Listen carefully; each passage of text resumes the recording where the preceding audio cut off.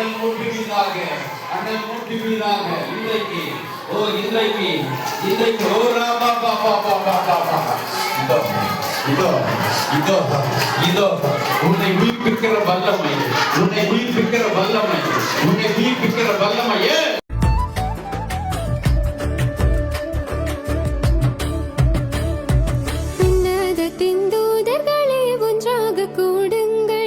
மன்னனே சுனாதருக்கே வான்முடி சூட்டுங்கள். உன்னதத்தின் தூதர்களே ஒன்றாக கூடுங்கள். மன்னனே சுனாதருக்கே வான்முடி சூட்டுங்கள். உங்கள் மத்தியில் சொல்லும்படி தேவன் கொடுத்த இந்த கிருபைக்காக நான் ராஜாதி ராஜாவுக்கு கோடான கோடி ஸ்தோத்திரங்கள் ஏறெடுக்கிறேன். அல்லேலூயா. கடந்த வருடத்திலே இதே கிறிஸ்துமஸ் தினத்திலே உங்கள் மத்தியிலே வந்து தேவனுடைய செய்தியை சொல்லும்படி தேவன் கொடுத்த கிருபை, அதே போல இந்த வருடமும் உங்கள் மத்தியில கொண்டு வந்ததற்காக நான் கர்த்தரை ஸ்தோத்திரிக்கிறேன். அல்லேலூயா. அதுதான் நான் ஜெபம் பண்றேன். என்ன ஜெபம் பண்ணுவேன்னா, உங்க சித்தத்தின்படி ஆண்டவரே என்னை நடத்துங்க. உங்க சித்தம் இல்லாத எல்லா வாசல்கள் அடைக்கப்படுவதாக, உங்க சித்தம் இல்லாத எல்லா ஐக்கியங்கள் துண்டிக்கப்படுவதாக, உங்க சித்தத்தின்படி காரியங்களை கர்த்தர் வாய்க்க பண்ணுவீராக என்று நாம் ஒப்பு கொடுக்கும் பொழுது தேவன் காரியங்களை வாய்க்க பண்ணுவார். அல்லேலூயா, அல்லேலூயா. ஆகவே இன்றைக்கு நாம் தேவனுடைய வார்த்தையை நாம் கேட்க போகிறோம். இவ்வளவு நேரம் நாம் பாடினோம், துதித்தோம், ஆராதித்தோம். யார் அப்படின்னு சொன்னா, ஜீவாதிபதியை, சர்வ வல்லமையுள்ள தெய்வத்தை, அண்ட சராசரங்களை உண்டாக்கின தேவனை. வேதம் சொல்லுகிறது, அவர் ஒருவரே மகிமைக்கு பாத்திரர், அவர் ஒருவரே கனத்துக்கு பாத்திரர், அவர் ஒருவரே துதிகளுக்கு பாத்திரர், அவர் ஒருவரே எல்லா புகழுக்கும் பாத்திரர். அல்லேலூயா. அந்த ஜீவாதிபதியை துதிக்கக்கூடிய, ஆராதிக்கக்கூடிய, அவருக்கு மகிமை செலுத்தக்கூடிய பாக்கியத்தை நம் வாழ்க்கையில பெற்றிருக்கிறோம். எத்தனை பேர் ஆமென் சொல்றீங்க? அல்லேலூயா. இது ஒரு சாதாரணமான காரியம் அல்ல. நம் வாழ்க்கையிலே பெற்றிருக்கிற மிகப்பெரிய பாக்கியம் என்னன்னா, ஜீவனுள்ள தேவனை ஆராதிப்பது. எத்தனை பேர் ஆமென் சொல்றீங்க? இதை இன்னும் முழு மனதோடு, முழு இருதயத்தோடு, முழு பலத்தோடு நாம் அவரை நேசித்து, எப்படி ஆராதிக்கணும்? நேசித்து, அன்பு கூர்ந்து, சரியா, மனதார, உள்ளத்தின் ஆழத்திலிருந்து அவரை நாம் உயர்த்தும் பொழுது, அவரை நாம் ஆராதிக்கும் பொழுது, அவரை நாம் மகிமைப்படுத்தும் பொழுது அவர் நம் மத்தியில வெளிப்படுவார். அல்லேலூயா, அல்லேலூயா. அதுதான் ரொம்ப முக்கியம். எதுக்காக பாடுறோம்? ஏன்னா அவர் துதிகளின் மத்தியிலே வாசம் பண்ணுகிறவர், அவர் துதிகளில் உலாவுகிறவர், அவர் துதிகளில் அசைவாடுகிறவர், அவருடைய நாமத்தை பிரஸ்தாபப்படுத்துகிற எந்த ஸ்தானத்திலும் நான் வந்து உங்களை ஆசீர்வதிப்பேன் என்று வாக்கு பண்ணினவர். அப்போ அவரை மனதார துதிக்கும் பொழுது, உள்ளத்தின் ஆழத்திலிருந்து அவரை மகிமைப்படுத்தும் பொழுது அவர் வந்து நம்மை ஆசீர்வதிப்பார். நமக்கு விரோதமாய் இருக்கிற காரியங்கள், நம்முடைய வாழ்க்கையில சமாதானத்துக்கு விரோதமாய் சத்துரு கொண்டு வருகிற கிரியைகள், நம்முடைய உயர்வுக்கு விரோதமாய் இருக்கிற காரியங்கள் எல்லாவற்றையும் வேறறுக்கப்படுகிற நேரம் ஆராதனையின் நேரம். அல்லேலூயா, அல்லேலூயா. அதுதான் ரொம்ப முக்கியம். சரியா? தீராத பிரச்சனைகள் தீர்க்க நான் இன்னும் என்கரேஜ் பண்றேன் உங்களை. இன்னும் உங்களை உற்சாகப்படுத்துறேன். இன்னும் நாம முழு இருதயத்தோடு, ஆத்மாவோடு, பலத்தோடு நம்ம ஆராதிக்கும் பொழுது உங்க வாழ்க்கையில எந்த பிரச்சனைகளுக்காக நீங்கள் கவலைப்படுறீங்களோ, எந்த பிரச்சனைகளுக்காக நீங்க தூக்கம் இல்லாம இருக்கீங்களோ, அதெல்லாம் காணாம போயிடும். அல்லேலூயா, அல்லேலூயா. அதுக்கு நம்ம என்ன பண்ணணும்? மனதார ஆராதிக்கணும், மனதார துதிக்கணும். உள்ளத்தின் ஆழத்தில் இருந்து அவர் செய்த நன்மைகளுக்காக நாம் எண்ணி அவரை துதிக்கும் பொழுது அவர் நம் வாழ்க்கையிலே வெளிப்படுவார். தன்னுடைய வல்லமையை நம் வாழ்க்கையில விளங்க பண்ணுவார். அல்லேலூயா, அல்லேலூயா. அதனால தேவாதி தேவனை ஆராதிக்கக்கூடிய கிருபைக்காக நான் கர்த்தரை ஸ்தோத்திரிக்கிறேன். அல்லேலூயா. சரியா? இரண்டாவது, சரியா, அவர் நம்மோடு இருக்கிறார். எத்தனை பேர் ஆமென் சொல்றீங்க? இந்த வேதத்தினுடைய ஆரம்பம் முதல், அதாவது ஆதியாகமத்தில் இருந்து வெளிப்படுத்தின விசேஷம் வரைக்கும் திரும்ப திரும்ப தேவன் ஒரு வார்த்தையை நமக்கு சொல்லிக்கிட்டே இருக்கிறார். என்ன சொல்றாருன்னா, நான் இருக்கிறவன் கூட, நான் இருக்கிறவன் கூட, உன்னை விடுவிக்கும்படி நான் இருக்கிறேன், உன்னை காக்கும்படி நான் இருக்கிறேன், உன்னை சுகமாக்கும்படி நான் இருக்கிறேன், உன்னை ஆசீர்வதிக்கும்படி நான் இருக்கிறேன். அல்லேலூயா, அல்லேலூயா என்று வாக்கு பண்ணினவர் நம்மோடு இருக்கிறார். எத்தனை பேர் ஆமென் சொல்றீங்க?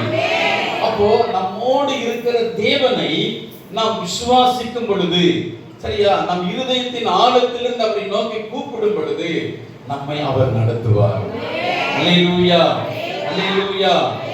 பாருங்க, நாம் அவருடைய ஜனமா இருக்கிறோம், அவர் நம்முடைய தகப்பனா இருக்கிறார். அல்லேலூயா. அப்போ அந்த தேவனை நாம் நேசித்து, எந்த அளவுக்கு நாம் நேசித்து ஆராதித்து அவரை உறுதியாய் பற்றி கொள்கிறோமோ அற்புதமான காரியங்களை தேவன் நம் வாழ்க்கையில நடத்துவார். அல்லேலூயா. ஆகவே இன்றைக்கு ஒரு அற்புதமான ஒரு நாள், சரியா? என்ன நாள் அப்படின்னு சொல்லி நம்ம பார்த்தோம்னு சொன்னீங்கன்னா, தேவன் மனிதனாக பிறந்தார். அல்லேலூயா. சந்தோஷமா சொல்ல மாட்டேங்கிறீங்களே? அல்லேலூயா. அதாவது அவர் மட்டும் இல்லைனா, சரியா, அவர் மட்டும் பிறக்காம இருந்திருந்தாருன்னா மனுஷனுக்கு விடிவு காலமே கிடையாது, மனுஷனுக்கு விடுதலையே கிடையாது, மனுஷனுக்கு நிம்மதியே கிடையாது, மனுஷனுக்கு சுகமே கிடையாது, மனுஷனுக்கு எந்த நன்மைகளும் கிடையாது, சரியா? ஆனால் இன்றைக்கு ஒரு மனிதனால ஒரு நல்ல ஒரு வாழ்க்கையை வாழ முடியும். ஒரு ஆரோக்கியமான, நல்ல கவனமா கேளுங்க, கவனமா கேளுங்க, சரியா? ஏதோ நானும் வந்தேன், கொஞ்ச நேரம் உட்கார்ந்தா, இல்ல இல்ல, அவரோடு நாம ஒன்றரை கலக்கணும். அல்லேலூயா. ஆனா இன்றைக்கு நாம் ஆரோக்கியமாய் வாழ முடியும், இன்றைக்கு நாம் சமாதானமாய் வாழ முடியும், இன்றைக்கு நாம் ஆசீர்வாதமாய் வாழ முடியும், இன்றைக்கு நாம் தீர்காயுஷோடு வாழ முடியும். ஏன்னா அவர் எனக்காக பிறந்தார். அல்லேலூயா. எனக்கு ஆரோக்கியத்தை கொடுப்பதற்காக, எனக்கு சமாதானத்தை கொடுப்பதற்காக, எனக்கு தீர்காயுஷை கொடுப்பதற்காக, நான் இழந்து போன எல்லாவற்றையும் எனக்கு கொடுக்கும்படி எனக்காக தேவன் மனுஷனாக பிறந்தார். அல்லேலூயா, அல்லேலூயா. அப்ப பாருங்க, சாத்தியம் இல்லாத காரியங்களை மனுஷனுக்கு சாத்தியமாக்கும்படி தேவன் மனுஷனாக பிறந்தார். அல்லேலூயா. சரியா? அது ரொம்ப முக்கியமான ஒரு காரியம். பாருங்க, நம்ம வேதத்துல பார்க்கும் பொழுது நல்ல கவனமா கேளுங்க, கொஞ்ச நேரம் அவ்வளவுதான், நம்ம கரெக்டா முடிச்சிடலாம். ஆனா இந்த சத்தியத்தை நாம் சரியான விதத்தில் நாம் உறுதியாக பற்றிக் கொள்ள வேண்டும். அல்லேலூயா. அவர் பிறந்ததினால எனக்கு என்ன நன்மை உண்டாயிருக்கு, அவர் பிறந்ததினால எனக்கு என்ன ஆசீர்வாதம் உண்டாயிருக்கு, அவர் பிறந்ததினால எனக்கு என்ன பயன், சரியா? அவர் பிறந்ததுனால தான் இதுவரைக்கும் நான் உயிரோடு இருக்கிறேன். அல்லேலூயா. நான் ஜீவனோடு இருக்கிறேன். பாருங்க, இந்த வருஷத்துல, இந்த 2025வது வருஷத்துல, சரியா, இந்த ஜனவரி துவக்கினாங்க, இந்த டிசம்பர் மாசத்துல நிறைய பேர் இல்ல, சரியா? ஆனா நாம் உயிரோடு இருக்கிறோம், நாம் ஜீவனோடு இருக்கிறோம். அதனால அது தேவனுடைய கிருபை. ஏன்னா அவர் என் கூட இருந்து என்னை காத்து கொண்டிருக்கிறார். எனக்கு விரோதமாய் வந்த எல்லா தீமையிலிருந்து அவர் என்னை தப்புவித்தார். எனக்கு விரோதமாய் வந்த எல்லா வியாதிகளிலிருந்து அவர் எனக்கு சுகத்தை கொடுத்தார். வேடனுடைய கண்ணிகளுக்கு அவர் என்னை தப்புவித்தார். பாழாக்கும் கொள்ளை நோய்களுக்கு அவர் என்னை தப்புவித்தார். அவருடைய தயவினாலே, அவருடைய இரக்கத்தினாலே, அவருடைய கிருபையினாலே இந்த நொடி வரைக்கும் நான் ஜீவனோடு இருக்கிறேன். எத்தனை பேர் ஆமென் சொல்றீங்க? இந்த நொடி வரைக்கும் நான் ஆரோக்கியத்தோடு இருக்கிறேன், இந்த நொடி வரைக்கும் நான் சமாதானத்தோடு இருக்கிறேன். அல்லேலூயா. ஏனென்றால் அவர் என்னோடு இருக்கிறார். அல்லேலூயா. பாருங்க, வேதம் சொல்லுகிற காரியம், அவர் வந்தார், இந்த உலகத்துக்கு வந்தார். எப்படி வந்தார் அப்படின்னு சொல்லி நம்ம பார்க்கும் பொழுது, தம்மை தாமே வெறுமையாக்கி அடிமையின் ரூபம் எடுத்து அவர் மனுஷ சாயலானார். அல்லேலூயா, அல்லேலூயா. அப்போ தேவன் யார், சரியா? தேவன் யார் அப்படின்னு சொன்னா, அவரே சகலத்தை உண்டு பண்ணினவர், அண்ட சராசரங்களை ஆளுகை செய்கிறவர், அவரே சகல அதிகாரமுடையவர். அவர் சொல்ல ஆகும், அவர் கட்டளையிட நிற்கும். அல்லேலூயா, அல்லேலூயா. வேதம் சொல்லுகிறது, யோபுவின் புத்தகம் 9வது அதிகாரம் 8வது வசனத்தை நாம் வாசிக்க கேட்கலாம். அவர் ஒருவரே வானங்களை விரித்து சமுத்திர அலைகளிலே நடக்கிறவர். அல்லேலூயா. அப்ப அவரே வானங்களை உண்டாக்கினவர். அல்லேலூயா. சமுத்திரங்கள் மேல் நடக்கிறவர். அப்போ அவர் எல்லாவற்றிலும் பெரியவர். அவர் சர்வ வல்லவர். அவரே சகல ஜீவராசிகளுக்கும் ஆதாரமாய் இருக்கிற தேவன். அல்லேலூயா. அப்படிப்பட்ட சர்வ வல்லமையுள்ள தேவனாகிய கர்த்தர் மனுஷரில் கண்டிராதவரும் காணக்கூடாதவருமாய் இருக்கிற தேவன். அல்லேலூயா. மனுஷன் ஒருவனும் ஒரு காலம் தேவனை கண்டது கிடையாது. சரியா? அல்லேலூயா. ஒரு மனுஷன் சரியா எப்படியாவது தேவனை பார்க்கணும், எப்படியாவது ஒரு கண்டுபிடிக்கணும்னு சொல்லி என்ன முயற்சி செய்தாலும் மனுஷனாலே தேவனை கண்டுபிடிக்க முடியாது. ஏனென்றால் அவர் காணக்கூடாதவர். அல்லேலூயா. அப்படி காணக்கூடாத தேவன், சரியா, அவர் சர்வ வல்லமையுள்ள தேவன். அந்த தேவன் எப்படி பிறந்தார்னா, அவர் பாவ மாம்சத்தின் சாயலாகவும் பாவத்தை போக்கும் பலியாகவும் இந்த பூமிக்கு வந்திருக்கிறார். அல்லேலூயா. அப்ப பாருங்க, தம்மை தாமே வெறுமையாக்கி அடிமையின் ரூபம் எடுத்து அவர் மனுஷ சாயல் ஆனார் அப்படின்னு சொல்லி வேதம் சொல்லுகிறது. இப்படி தன்னை தாழ்த்தி தன்னை வெறுமையாக்கி இந்த உலகத்திற்கு வந்தார். என்ன எதனால் அப்படின்னு சொன்னா, மனிதனை வாழ வைப்பதற்காக. அல்லேலூயா, அல்லேலூயா. இந்த உலகத்தில் இருக்கிற எல்லாமே மனிதனுக்கு தீமை செய்வது, வியாதிகள், வறுமைகள், பிரச்சனைகள், தரித்திரங்கள், பிசாசனுடைய கிரியைகள் எல்லாமே அழிப்பதற்காக இந்த உலகத்தில் இருக்கு. ஆனால் ஒரே ஒருத்தர் தான் நம்மை வாழ வைப்பவர். அவர்தான் ஆண்டவராகிய இயேசு. அல்லேலூயா. அவரே ஜீவனை கொடுக்கிறவர், அவரே நல்வாழ்வை கொடுக்கிறவர். அப்ப பாருங்க, அந்த மனுஷனுக்கு நல்வாழ்வை கொடுக்கும்படி தேவனே மனுஷனாக பிறந்தார். அல்லேலூயா.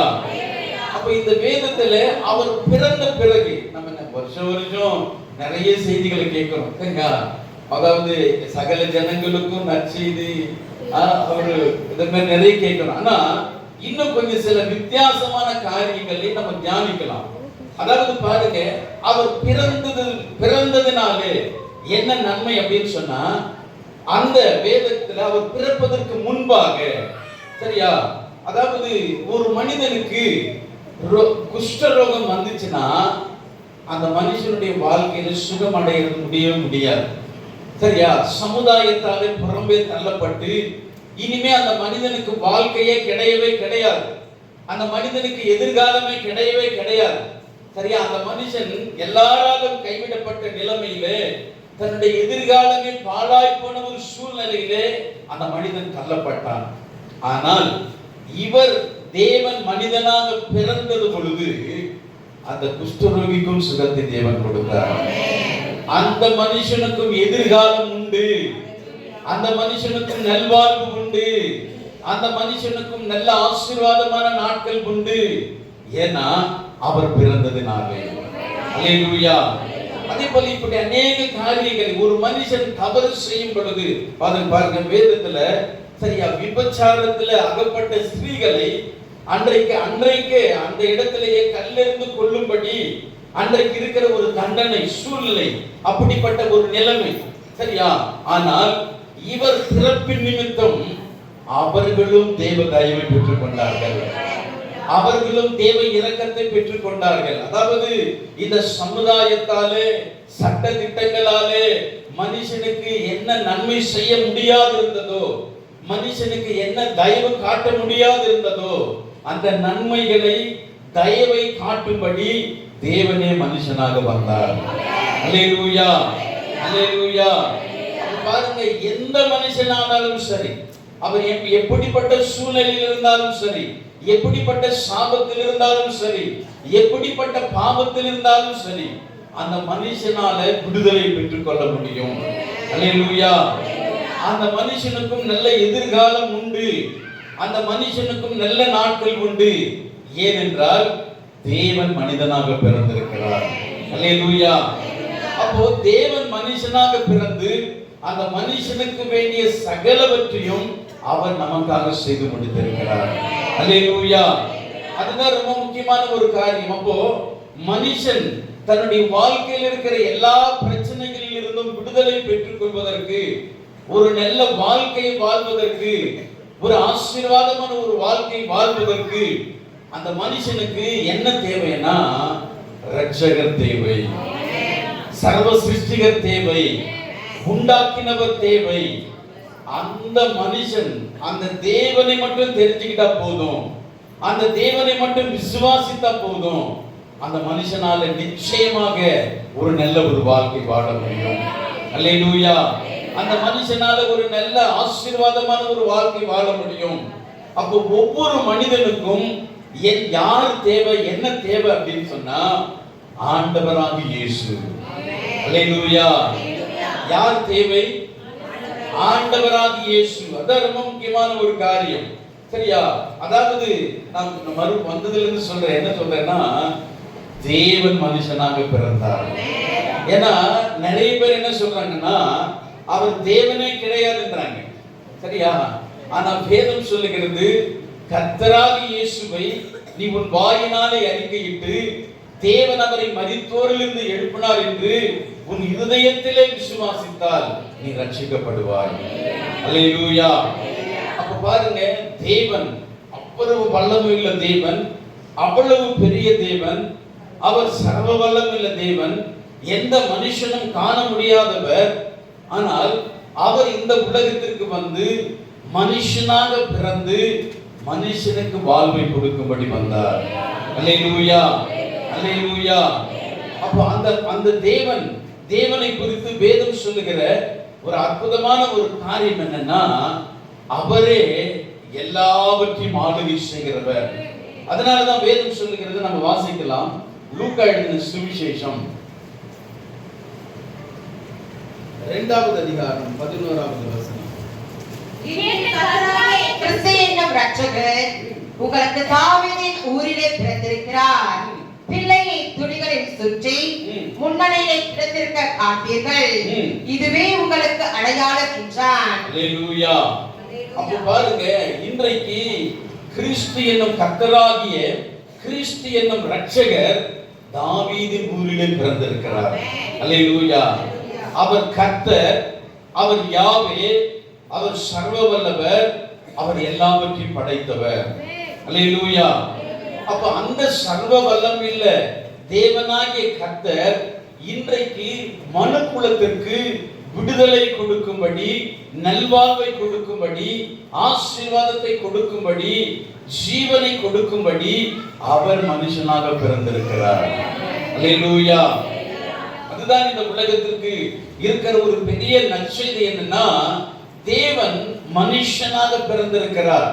அவர் யாவே, அவர் யெகோவா, அவர் சர்வ வல்லவர், அவர் எல் ஷடாய், அவர் எல் எலியோன். அப்படிப்பட்ட உன்னதமான தேவன், சர்வ வல்லமையுள்ள தேவன், சேரக்கூடாத ஒளியில் வாசம் பண்ணுகிற தேவன், அவர் இன்றைக்கு தாவீதின் ஊரிலே பிறந்திருக்கிறார். அல்லேலூயா. மனுஷனாக பிறந்திருக்கிறார். அதுதான் நற்செய்தி. இந்த முழு உலகத்திற்கு, மனு குலத்திற்கு இருக்கிற ஒரு நற்செய்தி என்னன்னா தேவன் மனுஷனாக பிறந்திருக்கிறார். அல்லேலூயா.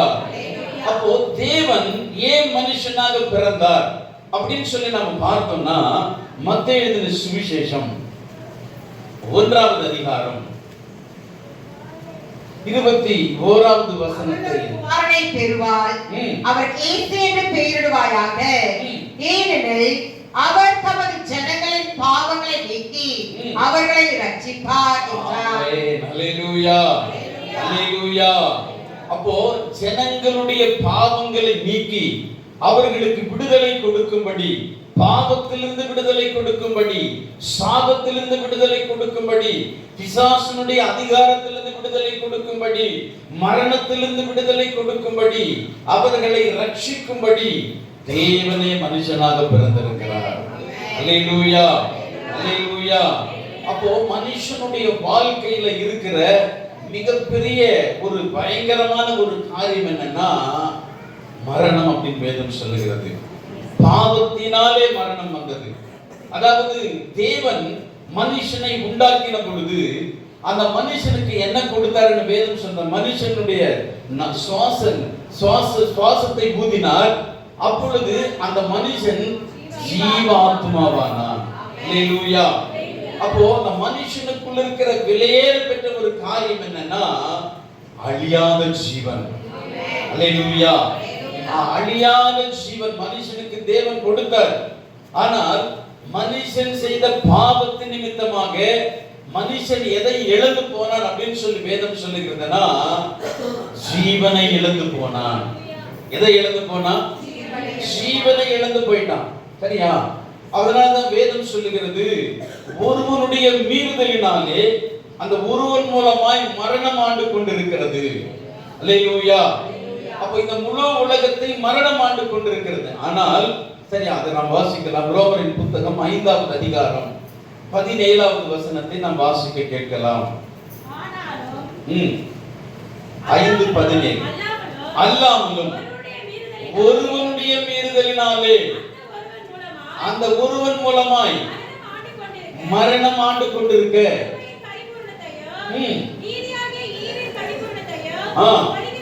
பெறுகிறவர்கள் இயேசு கிறிஸ்து என்னும் ஒருவராலே ஜீவனை அடைந்து ஆளுவார்கள் என்பது அதிக நிச்சயமாமே. அல்லேலூயா. ஜீவனை அடைந்து ஆளுவார்கள் என்பது அதிக நிச்சயமாமே. அப்ப பாருங்க, மனுஷன் இழந்து போனதை மீண்டுமாக மனுஷனுக்கு கொடுக்கும்படி தேவனே மனுஷனாக பிறந்தார். அல்லேலூயா. அப்போ அவரை விசுவாசிக்கும் பொழுது, அவரை சொந்த இரட்சகராக ஆண்டவராக நாம் ஏற்றுக்கொள்ளும் பொழுது நாம் என்ன பெற்றுக்கொள்கிறோம் அப்படின்னா ஜீவனை பெற்றுக்கொள்கிறோம். எதை பெற்றுக்கொள்கிறோம்? ஜீவனை பெற்றுக்கொள்கிறோம். அதுதான் ரொம்ப அற்புதமான ஒரு காரியம். மரணம் நம்மை ஆண்டு கொண்டிருந்தது. ஆனால் என்றைக்கு ஆண்டவராக இயேசுவை நாம் விசுவாசித்தோமோ அன்றைக்கு மரணத்திலிருந்து நாம் விடுதலையாக்கப்பட்டு நாம் ஜீவனை பெற்றிருக்கிறோம். அல்லேலூயா, அல்லேலூயா. இதுதான் விலையேற பெற்ற ஒரு காரியம். அழியாத ஜீவனை தேவன் நமக்கு கொடுக்கும்படி தேவனே மனுஷனாக பிறந்தார்.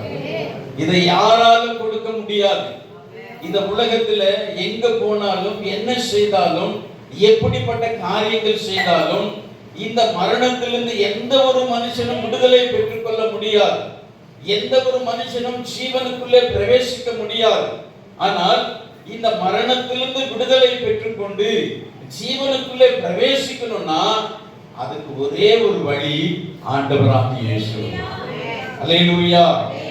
அவரை தவிர வேறொரு வழி கிடையாது. அவரை தவிர வேறொரு மார்க்கம் கிடையாது. அவரை தவிர வேறொரு இரட்சகர் கிடையாது. முக்கியமா பாருங்க, நாம அதாவது பாருங்க, நம்ம இந்த சத்தியத்தை கேட்கிறோம், இந்த சத்தியத்தை நம்ம விசுவாசிக்கணும். அல்லேலூயா. அதுதான் ரொம்ப முக்கியம். நம்ம கேட்கிறோம், கேட்கிற சத்தியத்தை நம்ம விசுவாசிக்கணும். அப்போ என் தேவனாலே நான் ஜீவனை பெற்றிருக்கிறேன். அல்லேலூயா. என் தேவனாலே நான் விடுதலையாக்கப்பட்டிருக்கிறேன். இருளின் அதிகாரத்தில் நான் விடுதலையாக்கப்பட்டிருக்கிறேன்.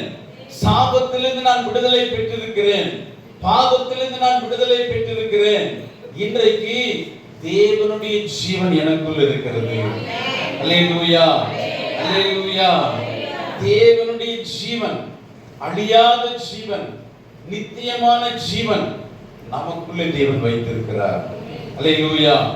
அப்ப பாருங்க, ஜீவனை நமக்கு கொடுக்கும்படி, சரியா, அழியாத வாழ்வை நமக்கு கொடுக்கும்படி தேவனே இந்த உலகத்திற்கு வந்து மனுஷனாக பிறந்து தன்னுடைய ஜீவனை நமக்காக கொடுத்து நமக்கு அழியாத ஜீவனை தேவன் கொடுத்திருக்கிறார். அல்லேலூயா. அதுதான் அற்புதமான ஒரு காரியம். இரண்டாவது காரியம் பாருங்க, சரியா? வேதம் சொல்லுகிற அற்புதமான ஒரு காரியம், அவர் மனுஷனாக பிறந்தார். ஏன் அப்படின்னு சொன்னா, மனுஷனாக பிறந்து, சரியா, அவர் எல்லா சிலுவையில செய்து முடித்து இன்றைக்கு அவர் நமக்குள்ளே வாசம் பண்ணுகிறார். அது ரொம்ப முக்கியமான ஒரு காரியம். அவர் நமக்குள்ளே வாசம் பண்ணுகிறார். அவர் உங்களுடனே வாசம் பண்ணி, அவர் உங்களுக்குள்ளே உலாவி, அவர் உங்கள் தேவனாய் இருக்கிறார். நாம் அவருடைய ஜனமாய் இருக்கிறோம். அல்லேலூயா. அப்ப நாம் தேவனுடைய ஆலயமாய் இருக்கிறோம். தேவன் நமக்குள்ளே இருக்கிறார். எத்தனை பேர் ஆமென் சொல்றீங்க? வானத்தையும் பூமியையும் உண்டாக்கின சர்வ வல்லம் உள்ள தேவனாகிய கர்த்தர் இன்றைக்கு நமக்குள்ளே வாசம் பண்ணுகிறார். நமக்குள்ளே வாசம் பண்ணுகிறார். அவர் நம்மோடு இருக்கிறார். அப்ப நமக்குள்ளே இருக்கிற தேவனை, நமக்குள்ளே இருக்கிற ஆண்டவரை நாம் விசுவாசித்து அவரோடு நாம் ஐக்கியம் கொள்ளும் பொழுது அவர் அற்புதமான விதத்திலே நம்மை நடத்துவார். அல்லேலூயா, அல்லேலூயா. பாருங்க, இந்த உலகத்துல தேவன் பிறந்தாருன்னு சொல்லி நம்ம விசுவாசிக்கிறோம், சரியா? தேவன் சிலுவையில மரித்தாரு நம்ம விசுவாசிக்கிறோம். ஆனா ஒவ்வொரு நாளும் நாம என்ன விசுவாசிக்கணும்னா, இதெல்லாம் ஏன் எனக்காக எதுக்காக செய்தாருன்னா, எனக்கு உள்ள அவர் வாசம் பண்ணும்படி, என்னோடு அவர் இருக்கும்படி, என்னை நடத்தும்படி, எனக்கு நல்வாழ்வை கொடுக்கும்படி, எனக்கு விரோதமாய் சத்துரு கொண்டு வருகிற எல்லா தீமையிலிருந்து என்னை பாதுகாக்கும்படி, எனக்கு நல்ல நன்மைகளை கொடுக்கும்படி தேவனே எனக்குள் இருக்கிறார். அல்லேலூயா, அல்லேலூயா. அதனால பாருங்க, அவரை நமக்குள்ள இருக்கிற தேவனோடு நாம ஐக்கியம் கொள்ளணும். நமக்குள்ள இருக்கிற தேவனோடு நாம பேசணும். நமக்குள்ள இருக்கிற தேவனோடு நாம உறவாடணும். அப்படி நாம் அவரோடு ஐக்கியம் கொள்ளும் பொழுது, அவரோடு நாம சேர்ந்து நடக்கும் பொழுது அற்புதமான விதத்திலே நம்மை நடத்துவார். வேதம் சொல்லுகிறது, ரோமரின் புத்தகம் 9வது அதிகாரம் 33வது வசனத்தை நாம் வாசிக்க கேட்கிறோம்.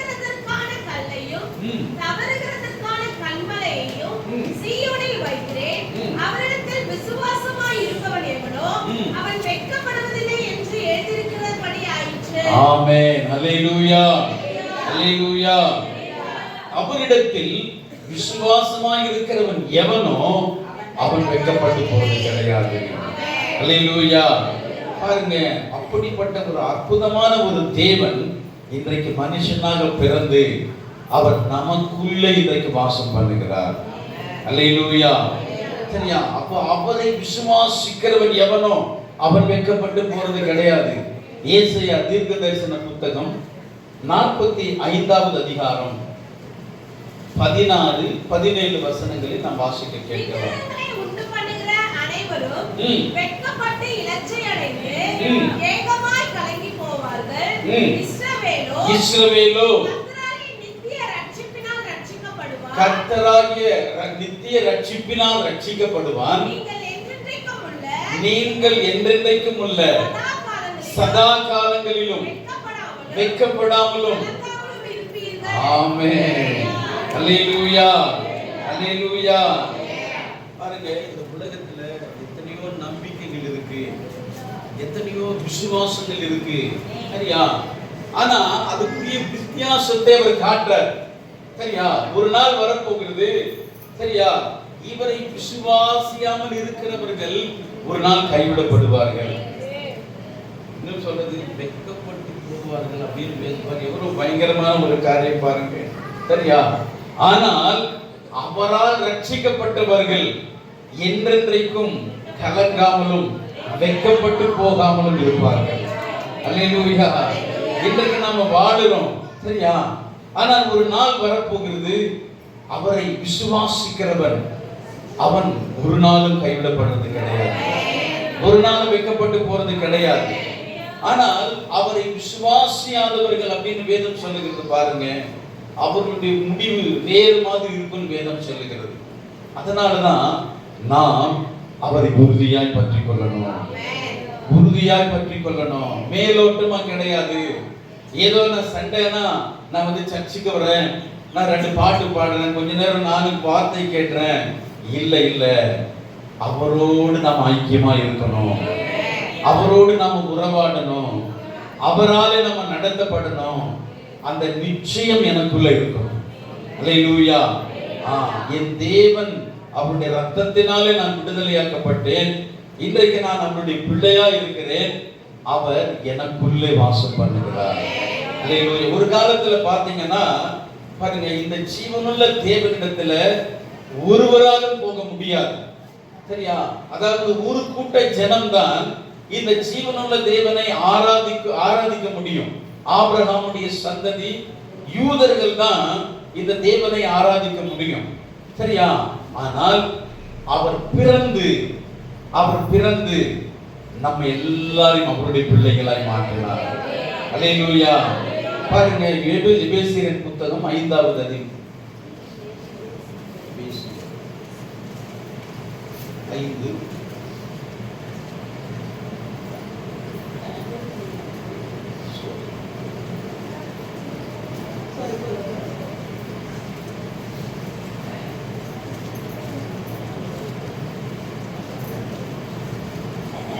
3:12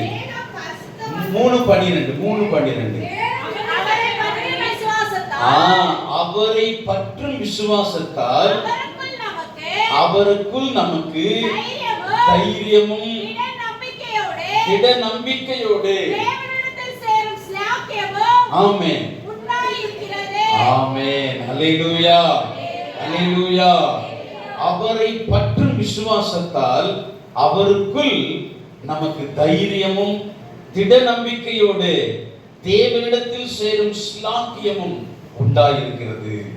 சரியா? அதுக்காக தான் நம்மை தேவனோடு ஒப்புரவாக்கும்படி, நம்மை தேவனுடைய பிள்ளைகளாய் மாற்றும்படி, நாம் தேவனுடைய ஆசீர்வாதங்களை பெற்று அனுபவிக்கும்படி, நமக்கு பரலோக வாழ்வை கொடுக்கும்படி, நமக்கு அழிவில்லாத ஜீவனை கொடுக்கும்படி தேவனே இன்றைக்கு மனுஷனாக பிறந்தார்.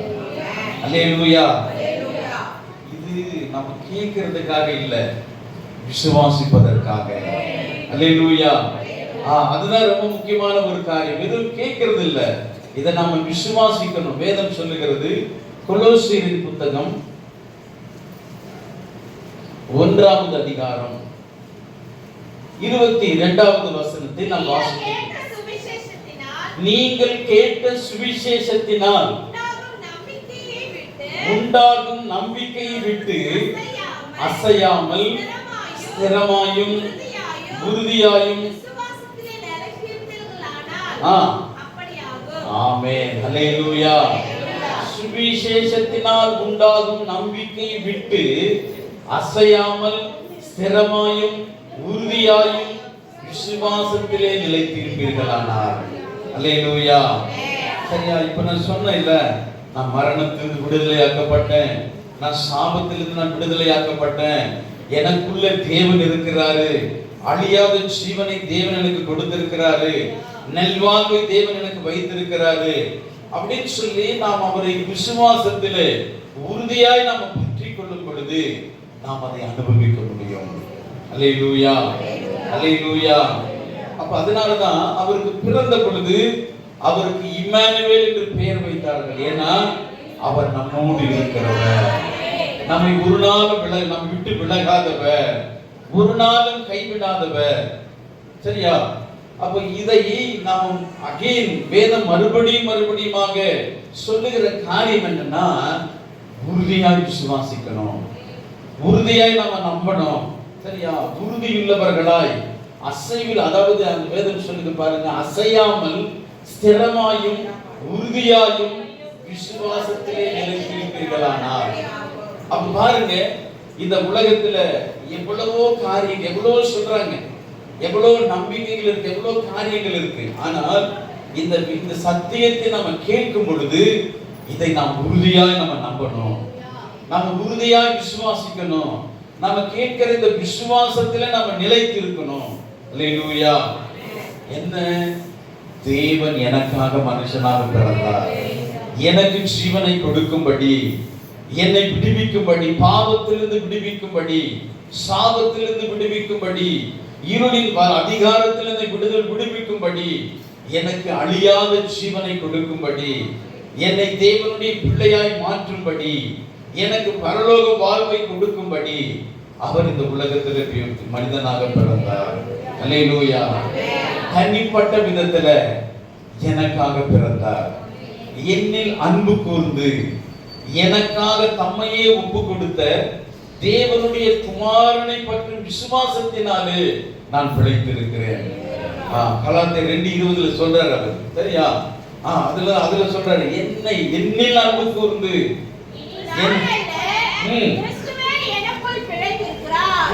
நான் இப்பொழுது மாம்சத்தில் பிழைத்திருக்கிறதோ என்னில் அன்பு கூர்ந்து எனக்காக தம்மை தாமே ஒப்பு கொடுத்த தேவனுடைய குமாரனை பற்றும் விசுவாசத்தினாலே பிழைத்திருக்கிறோம். ஆமென். அல்லேலூயா. அல்லேலூயா. அப்போ தேவன் இந்த உலகத்துல தம்மை தாமே வெறுமையாக்கி அடிமையின் ரூபம் எடுத்து இந்த உலகத்திற்கு மனுஷனாக வந்து பிறந்தார். எதற்காகனா எனக்காக, என்னை விடுவிப்பதற்காக, எனக்கு நல்வாழ்வை கொடுப்பதற்காக, என்னை மரணத்திலிருந்து விடுதலை ஆக்குவதற்காக அப்படின்னு சொல்லி ஒரு மனுஷன் அவரை விசுவாசிக்கும் பொழுது அந்த மனுஷனுக்கு நல்வாழ்வு உண்டாகும். அல்லேலூயா. அப்போ அவரை விசுவாசிக்கிற நமக்கு நாம் பாக்கியவான்கள் என்று வேதம் சொல்கிறது. சரி, அவரை விசுவாசிக்கிறவன் எவனோ அவன் வெட்கப்பட்டு போறது கிடையாது அப்படின்னு வேதம் சொல்லுகிறது. அவரை நோக்கி பார்க்கிற முகங்கள் பிரகாசம் அடைந்தன. அவர்கள் ஒரு நாளும் வெட்கப்பட்டு போறது கிடையாது. ஏனென்றால் அவர் ஒருவரே நமக்கு நல்வாழ்வை கொடுக்கிறவர், விடுதலை கொடுக்கிறவர், ஜீவனை கொடுக்கிறவர். அப்போ அந்த தேவன் நமக்காக பிறந்ததினாலே இன்றைக்கு நாம் அவரை செலிப்ரேட் பண்ணி கொண்டிருக்கிறோம். இன்றைக்கு நாம் சந்தோஷத்தோடு மகிழ்ச்சியோடு நாம் அவரை மகிமைப்படுத்திக் கொண்டிருக்கிறோம். அது மாத்திரமல்ல, அவர் கூடிய சீக்கிரத்திலே அவர் ராஜாதி ராஜாவை வரப்போகிறார். இந்த உலகத்தை நியாயத்திற்கு இப்ப வந்தார், ரட்சகராக வந்தார், விடுவிக்கும்படி வந்தார், நமக்காக அவர் பலியானார். ஆனால் இப்பொழுது மறுபடியும் வரப்போகிறார். எப்படின்னா நியாயாதிபதியாய் வரப்போகிறார். இந்த உலகத்தை நியாயம் தீர்க்கும்படி வரப்போகிறாரு. சரியா? அந்த நியாய தீர்ப்பிலிருந்து ஒருவனாலும் தப்பித்துக் கொள்ள முடியாது. ஆனால் அவரை விசுவாசிக்கிறவனுக்கு ஆக்கின தீர்ப்பு கிடையாது. அல்லேலூயா. அவரை விசுவாசிக்கிறவன் ஆக்கின தீர்ப்புக்கு உட்படாமல் மரணத்தை விட்டு நீங்கி ஜீவனுக்கு உட்பட்டிருக்கிறார். அல்லேலூயா. இப்படிப்பட்ட ஒரு அற்புதமான ஒரு பாக்கியத்தை தேவன் நமக்கு கொடுத்திருக்கிறார். ஆகவே இந்த பாக்கியம் இந்த தேசம் அறியணும், இந்த பட்டணம் அறியணும், இன்னும் அறியாத ஜனங்கள் அவரை அறிந்து கொண்டு அந்த நல்வாழ்வை அவர்கள் பெற்றுக்கொள்ளணும்னு சொல்லி நம்ம சபையாக நம்ம செபிக்கும் பொழுது தேவன் நம் தேசத்துல இன்னும் அற்புதமான காரியங்களை செய்வார். இன்னும் தேவனுடைய நாமம் மகிமைப்படும். நம்ம எல்லாரும் கண்களை மூடி தேவனை நோக்கி நாம் பார்க்கலாம். Yes, we praise you, Jesus. எல்லாரும் எழுந்து நிற்கலாமா? எல்லாரும் எழுந்து நிற்க. Yes, we praise you, Lord. நன்றி ஆவியானவரே, நன்றி ஆவியானவரே, நன்றி ஆவியானவரே. இதோ எங்களுக்காக இந்த உலகத்திற்கு வந்தீரே. இந்த முழு மனுக்குலத்தை விடுவிக்கும்படி ஆண்டவரே, இந்த முழு மனுக்குலத்தை பாவத்திலிருந்து விடுதலையாக்கும்படி, இந்த முழு மனுக்குலத்தை சாபத்திலிருந்து விடுதலையாக்கும்படி, இந்த முழு மனுக்குலத்தை மரணத்திலிருந்து விடுதலையாக்கும்படி, இதோ மனுக்குலத்திற்கு ஜீவனை கொடுக்கும்படி, நல்வாழ்வை கொடுக்கும்படி, தேவனுடைய நன்மைகளை கொடுக்கும்படி எங்களுக்காக இந்த பூமிக்கு வந்த தேவாதி தேவனே, தேவாதி தேவனே, இதோ உம்மை துதிக்கிற எல்லாரும் கண்களை மூடி, எல்லாரும் கண்களை மூடி. ஓரி ஷகல ரபதுனி கபதுரா, ஓரி கபல ரபதுனி கபதுரா. எங்களுக்கு ஜீவன் உண்டாயிருக்கணும். அது ஜாதி ராஜனே சுயசுமகராஜன்